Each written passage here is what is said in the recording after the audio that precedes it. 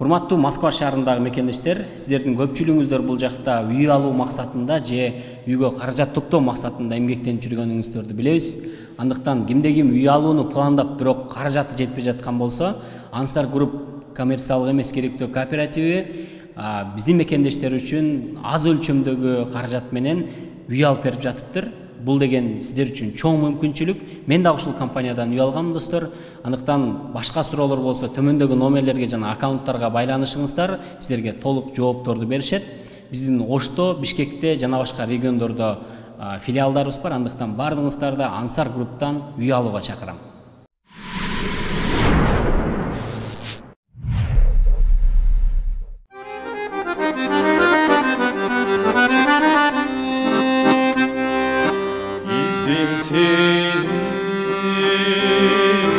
Arasına ellerin en büyük hoz zarınan şeylerin sen ağamda izletine jaralsan men ağamda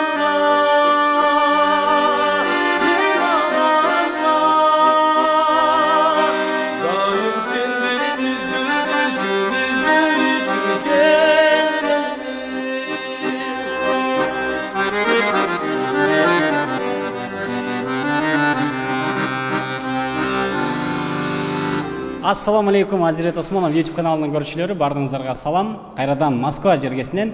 Бүгүн дагы биз мынакей Москвада эмгектенип жүргөн биздин досубуздан интервью алмакчыбыз. Алдыда мына ушундай сонун музыка кайрыктары сиздердин жан дүйнөңүздөргө азык болмокчу. Андыктан алдыңкы мүнөттөрдө биз менен бирге болуп туруңуздар. Биз бүгүн айтылуу ырдын пири Ырыспай демекчи, Ырыспай Абдыкадыровдун небереси, өзүнүн небереси Насип мырза менен биргеликте сиздердин маанайыңыздарды көтөрмөкчүбүз. Ассаламу алейкум. Алейкум ассалам. Кандайсың, Насип? Жакшы. Өзүңүз кандайсыз? Жакшы. Саулыктар. Кудайга шүгүр. Жакшыбы? Жакшы. Насип дагы көп жылдан бери ушул Москва жергесинде эмгектенип келет. Канча жыл болду бул жака келгениңе? Эмне болуп келип калдың? Ушул боюнча айтпаса. Мен Москва шаарына 2016-жылы келгем. Эл катары иштеш үчүн келгенбиз бардыгыбыз. Ошодон бери Москва шаарында эмгектенип 5 жыл болуп калды. 5 жыл болуп калды Москвага келгенибизге. Эмгектенип келип атабыз. Туугандар, негизи Насиптин эмне үчүн Насипке келдим? Анткени буга чейин мен Насипти Инстаграмдан көрүп калып, чыныгы баягы аккан арыктан суу агат дейт. Ырыспай Абдыкадыровдун таланты мына ушул небересине өткөн го деп атай. Сиздерге ушул Насиптин талантын көрсөткөн, ачып бергени бүгүн Москва жергесинде турган чагыбыз. Негизи бул жака келгенде эми түшүнүктүү, бардыгыбыз эле ушул жака мына көртиликтин айынан бир сөз менен айтканда каражат табуу максатында келебиз. Анан биринчи келип эмне жумуш кылдыңыз? Москва кандай шаар көрүндү биринчи алгач келгенде? Биринчи келгенде Москва аябай кызык көрүндү. Азыр деле кызык Москва. Биринчи келгенде Москва шаарындагы ар кандай жумуштарды иштеп көрдүк. Башын айтып берейин. Башында Москвада эң чоң Азимут деген отельде, мейманканада. Ошодо мен официант болуп иштедим. Андан сырткары дагы көп жумуштарды иштедик. 2 жылдан кийин анан ушул чыгармачылыкка байланышып, ушул жакта тааныштарды таап, чыгармачылык менен алектенип калдым. Азыркы учурда эмне жумуш кыласың? Азыркы учурда көбүнчө той марекелерди ырдайм. Андан сырткары да жумушум бар. Бирок негизги жумушум ушул чыгармачылык десем болот. Чыгармачылыкта ар кандай иш-чараларда, жакшылыктарда кызмат кылам. Андан сырткары эмне жумуш? Андан сырткары көп деле жумуш кылам, ар кандай жумуш кылам. Өзүң жөнүндө кыскача айтып кетчи. Кайсы жылкы болосуң? Окуу жай, кайсы окуу жайды, кесиң боюнча кимсиң? Мен өзім 1995 жылы Карагулжа районунда төрөлгөм. Каракылжа районунда Шарып Жээнбеков атындагы мектепте окудум. Музыкальный школада окудум. Музыкальный мектепте Рыспай Абдыкадыров атындагы. Андан соң Ниязалы атындагы музыкалык окуу жайга тапшырдым. Ошто, Ошто. Кесибим боюнча мен оперный солистмин. Аккордеондо 2 жыл окуганмын, 3 жыл сольное пениеде окуганмын. Анан 2016 жылы окууну бүткөндөн соң ушул Москва шаарына келгем. Эми ошол жакта калып, эми Кыргызстанда жүрүп, өзүң кесибиң боюнча иштегенге, ал жактан каражат тапканга болгон жокпу? Негизи болмок. Москва шаарында мен ата-энем бул жакта болчу. Тактап айтканда апам бул жакта болчу. Мен апамдын аркасынан келип ушул жакта калып кеттим. Иштеп. Эми Рыспайдын небереси деген сөз, бул бир четинен жоопкерчилик, бир четинен сыймык. Сиз үчүн кандай бул? Рыспайдын небереси деген Ошол сөзгө татыктуу болгонго бул жоопкерчилик болот да. Ооба, чоң жоопкерчилик. Адамдын көңүлү көп бурулат. Рыспайдын небереси деген сөз болгондо өзүң ошого татыктуу жүргөнгө аракет кыласың. Оор алып жүрүш чынында. Бир жагынан сыймык. Небереси болгонго татыктуу боло алдымбы же боло албаймбы, же ошол болушка аракет Кылып атасыз. кылып атам.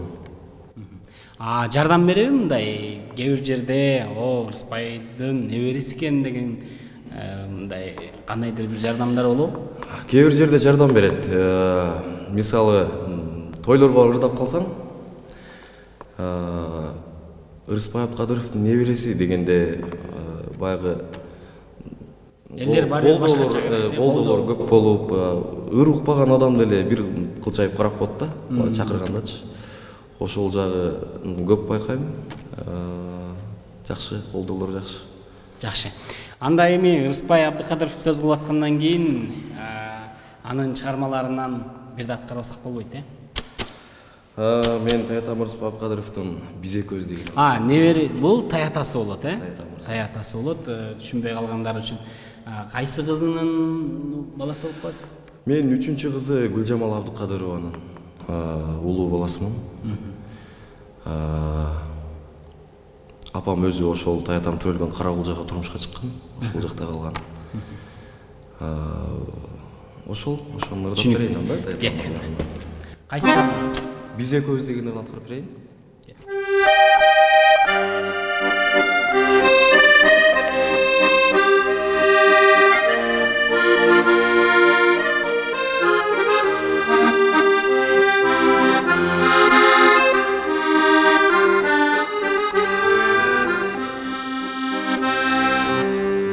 Bilmem kaydan jaralgansın sen mana,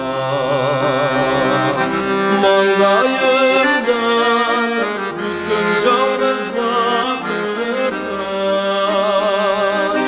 Seni süydüm buyruk alıp dağlardan.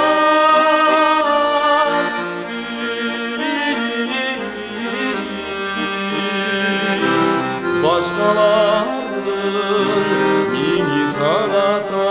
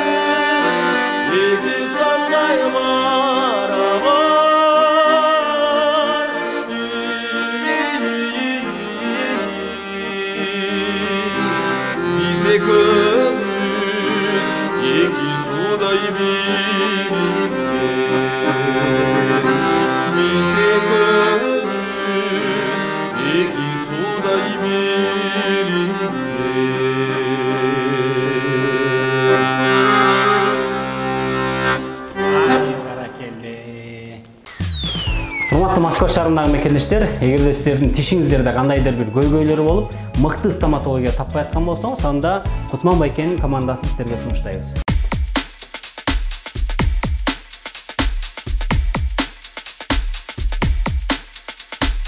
Бизде стоматологиялык кызматтын бардык түрлөрү бар.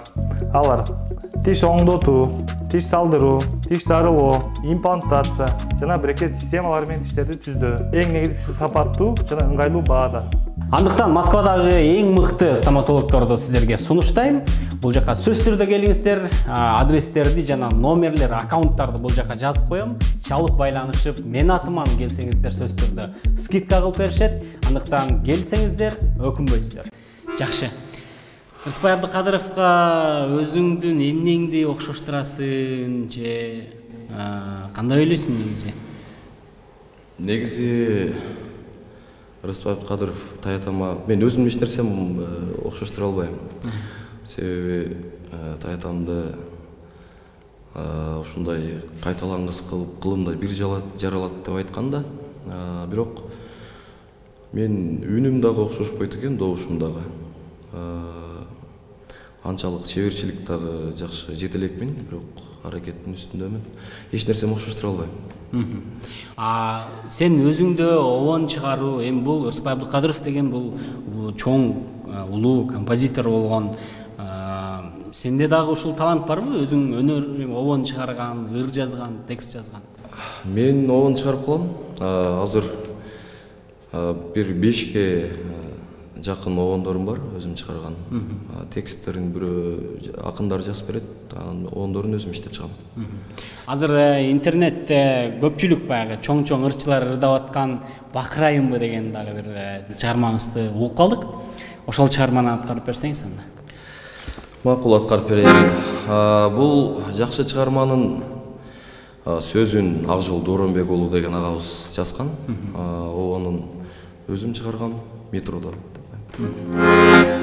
Кеттик анда. Бакырайымбы деп аталат. Бакырайымбы.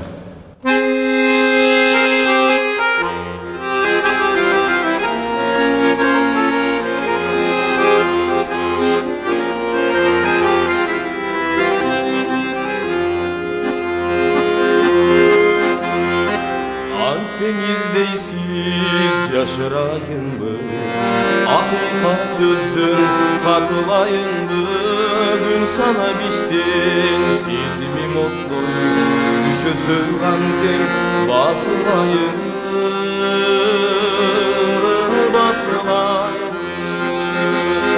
сөз албай иштен батылайынбы, жесиримди айтып ачылайынбы, сен турмуш куруп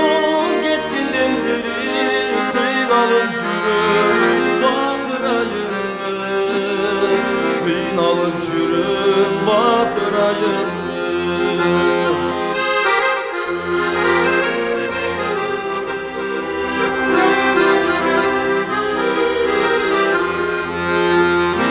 Armanda büyük koş oturayım, azapka suyup dostoşturayım, barkına jetip albay, başkan özüme okşoşturayım, okşoşturayım. Söz albay işte batırayım, cesurumdu ayırıp açılayım. Sen turmuş kurup gittinden beri sığınıp jürüm batırayım, kıynalıp jürüm batırayım.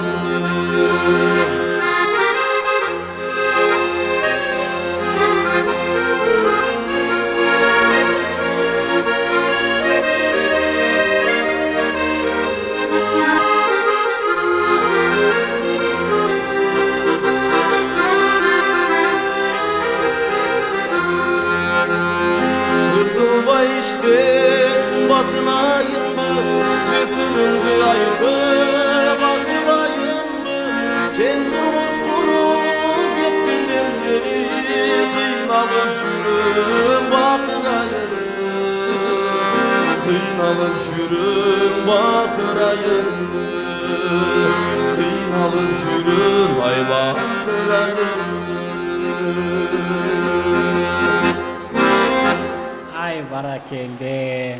Бул чыгарма мага эле эмес, биздин жалпы көрүүчүлөрүбүзгө да жаккан болуш керек. Аябай мындай жүрөктөн чыккандай сезилип туюлуп атат да. Анан чындап эле эмне болду эле мынчалык бакырып, чын эле ушундай бакыра турган абалга жеткен учур болду. Сүйгөн кызыңыз таштап кеткенби же ушунун тарыхы, негизи любой ырдын тарыхы болот го, ар кайсы.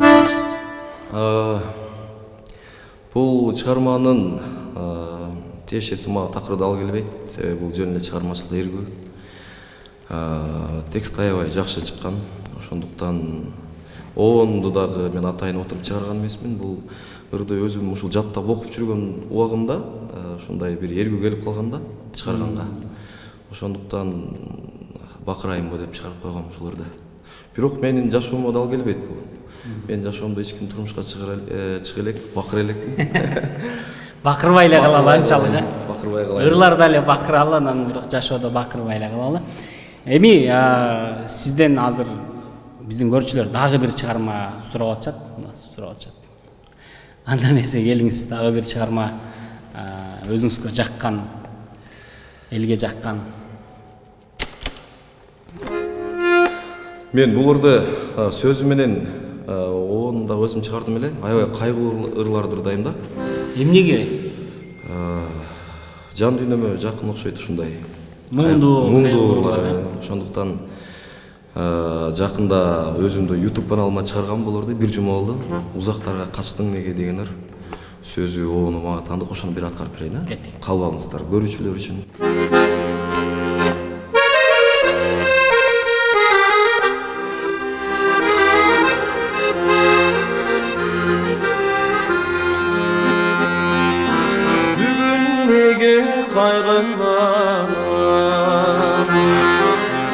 Ötkün gündü estem alып,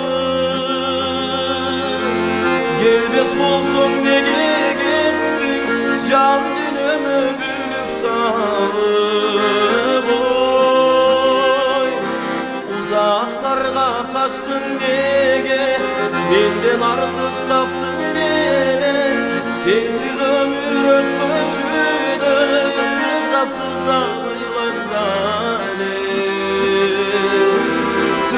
sızdap bılayım lale.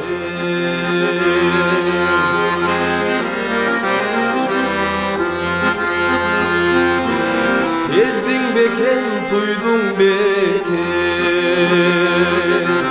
sen de bazan çekkenimdi, bana bergen umarlardı, jem unutup ketkenimdi. Uzaklarga kaçtın nege, benden artık taptın beni, sensiz ömür ötmüşüdü, sızdap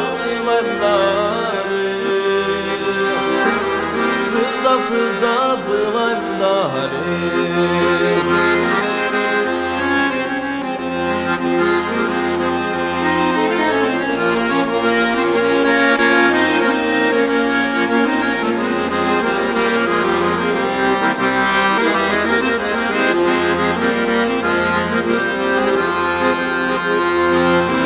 Uzaklarga kaçtın nege, benden artık taptın beni, sensiz ömür ötmüşüdü, sızdap bılayım lale.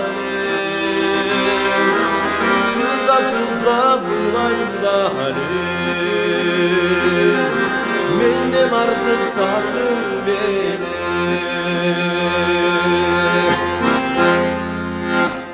Ай баракелде. Жакшы. Насип, негизи чыгармачылык дегенди кандай түшүнөсүң? Анан чыгармачылыкка сөзсүз бул каражаттын тиешеси барбы? Кээ бир ырчылар, кээ бир инсандар айтып калышат, чыгармачылык менен алек болуш керек эле, бирок менде каражат жок депчи. Чыгармачылыкка каражаттын кандай тиешеси бар, кандай орду бар? Чыгармачылыкка эң жөн эле бул шылтообу дегендейчи. Эң биринчи мен оюмча кызыгуу керек, талант керек, андан кийин аракет керек да. Бирок албетте бул каражаттагы чыгармачылыктын ушул жакшы өнүгүүсүнө эшик ачылыш үчүн же тоскоол болуп калышы мүмкүн. Каражат керек, мен оюмча керек каражат. Бирок кээде ага деле байланбай талант болуш керек. Эми негизи азыр баягы интернет өнүккөн учур. Ошондуктан талантты ушундай таш жарып турса негизи көп таанылып кеткен деле баягы жакшы бизде мыкты чыгармачыл инсандар бар. Эгерде таланты жакшы болсо интернет аркылуу деле таанылып кеткен өзүнүн талантын ушу биздин угармандарына, көрөрмандарына терең жеткире алган деле адамдар бар да. Бирок ар кандай. Түшүнүктүү. Негизи туугандар, мен ар дайым ушул чыныгы таланттууларга жардам бергенге, аларды элдин алдына алып чыкканга аракет кылам. Насиптин дагы аккаунтун бул жерге жазып коем, туугандар. Сөзсүз түрдө Насипке катталыңыздар. Чыныгы таланттууларды колдойлу, ушул чыныгы таланттууларды алып чыгалы достор. Анан эми азыркы заманда бул техника өнүккөн заманда мындай таланты жоктор деле биздин арабызда миллиондогон подписчик топтоп жүргөндөрүн көрүп атабыз. Бирок мен ар дайым ушул таланттууларды, чыныгы таланттууларды силерге алып чыкканга аракет кыла берем. Насип бул гитара таарынып калбасын эми. Гитара менен дагы, негизи канча аспапта кол ойноп атасың? Негизи үйлөм аспаптардан башкасын баардыгын ойнойм. Гитара, комузда, аккордеондо, пианинода. Кел анда, могу гитараны дагы бир сыйра сыздатып. Ушул жерде бир Экөөбүз аябай мындай неме кылып чоң кишилердей сүйлөшүп атабыз. Урматтуу YouTube көрүүчүлөр, Насип мырзадан азыр кечирип коет чыгарма сиздер үчүн.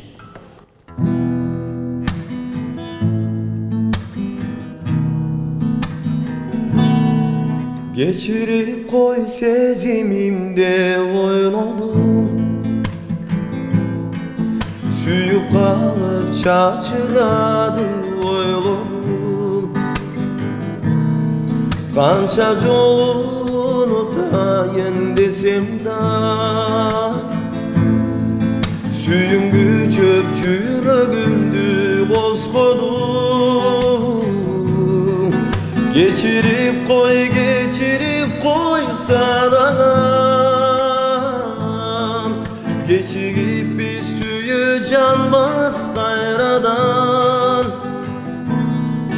Geçirip koy suranam, yolukanda baykabastan gayradan. Sağınıştan ötür menin ömrüm, sende kaldı menin öçböz gönülüm. Sen de beni sağınarsın eskerip, sadakası koycu beni geçirip. Geçirip koy sadanam, geçirip bir suyu canmaz gayradan. Geçirip koy suranam, yolukanda baykabastan gayradan. Yolukanda baykabastan gayradan.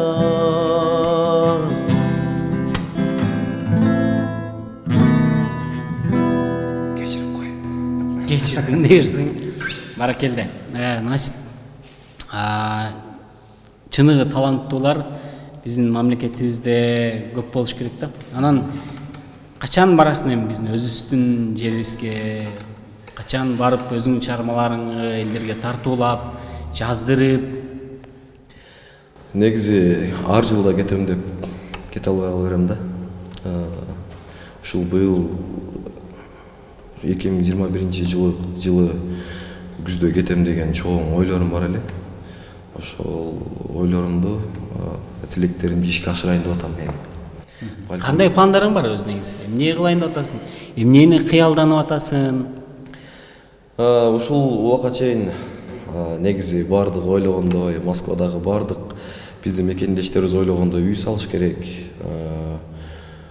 акча чогултуш керек деген ойлор болчу. Эми азыр менин эң биринчи койгон талабым ушул чыгармачылык менен такай иштесем, чыгармачылыкка бүт бардык күчүмдү жумшасам деген ойлорум бар.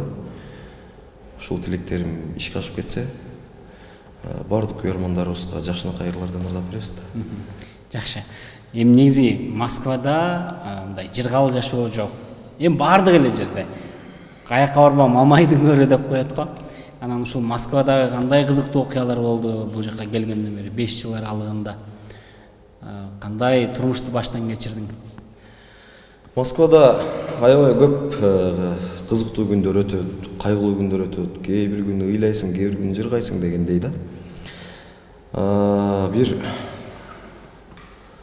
кызыктуу күндөрүмөн бирөөнү айтып берейин. Анда эми Москвада бардыгы иштесем деп бири-бирине көңүл бурбай, багы шашылыш жүргөн убактарда, кээ учурларда өзүңдүн жакын адамдарыңан дагы мындай жардам күтпөй калган учурда мен ушул талантым бар экен, бир убакта мен акчага зарыгып турган убагымда заказ болуп калат да. Эми ырдашым керек болуп калат. Барып биринчи эле ошол алып баруучу чакырганда тойдо ырдап атып жанагы жерде биринчи куплетти ырдап бүткөндө ортосунда проигрышты ойноп атасың да аккордеондо. Ошол убакта бирөө 5000 алып чыгып туруп, могу сол мойнума кыстырганда, ошол убакта мен экинчи куплетти ырдай турган ырым унутуп калгам, жанагы акчага көңүлүм буруп кетипчи, ошондой болуп. Ошондой кызыктуу күндөр болуп калат. Бирок ал мезгилде акча аябай керек болуп турган окшойт эле. Ал мезгилде биринчиден той сезон жок болчу Москвада.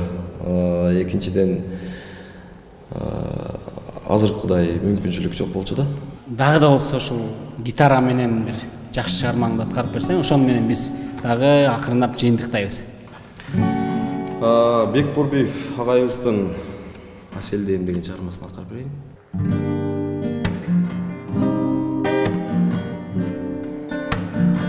Татынам тонум балы Аселдейм, сүйөмүн балким алыс сезилбей,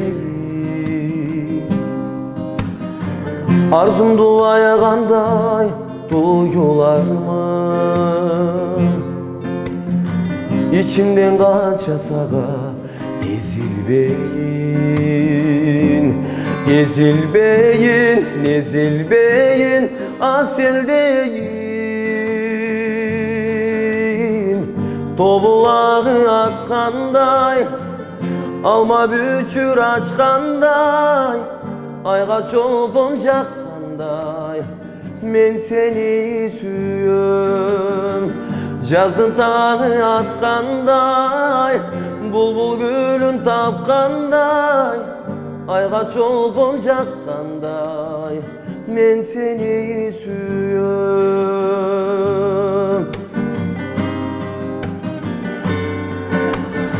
Cıpar tonum balı Asel'deyim,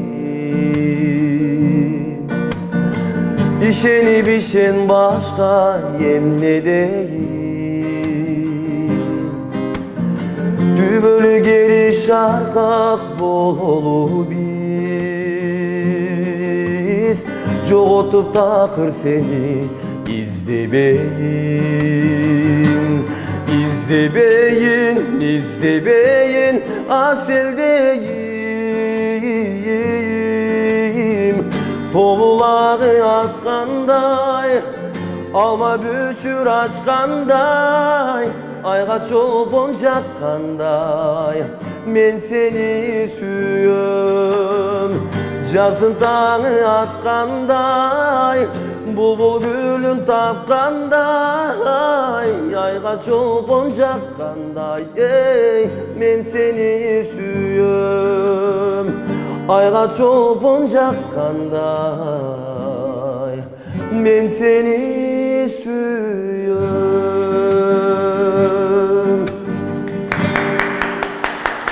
Баракелде. Туугандар, бүгүнкү биздин чыгарылышыбыз ушун менен аселдейм деп жыйынтыктап атабыз. Буюрса насипке биз ийгилик каалайбыз. Насипке сиздер дагы бул жактагы аккаунтуна жазылып, ошол жактан колдоо көрсөтсөңүздөр болот. Буюрса алдыда өзүнүн мыкты чыгармалары менен сиздердин жүрөгүңүздөргө жылуу бир жакшы кайрыктар тартуулайт деген ишеничтебиз. Ийгилик каалайбыз, чыгармачылык эргүү. Рахмат. Ушул Ырысбай Абдыкадыров деген атты улантып, буюрса кыргыздын дагы бир тарыхын да кала турган ырчылардан болосун деп ниет кылып тиленип атабыз. Ийгилик каалайбыз. Урматтуу туугандар, ушун менен бүгүнкү биздин Москва жергесинде дагы бир чыгарылышыбыз соңуна жетти. Дагы кимдерден интервью алалы сөздөрдү астына комментарийге бөлүшүңүз дагы. Бул видеону башкалар менен бөлүшүп, лайк, комментарий дегенди айтпасам деле билесиздер. Кийинки чыгарылыштан көрүшкөнгө чейин саламатта туруңуздар. Урматтуу Москва шаарында мекеничтер, жанында турган Жуманазар досубуз. Бул жакта биздин съемкаларыбызга жардам берип атат. Бүгүнкү чыгарылышты дагы ушул жигиттин жардамы менен чыгарып атабыз.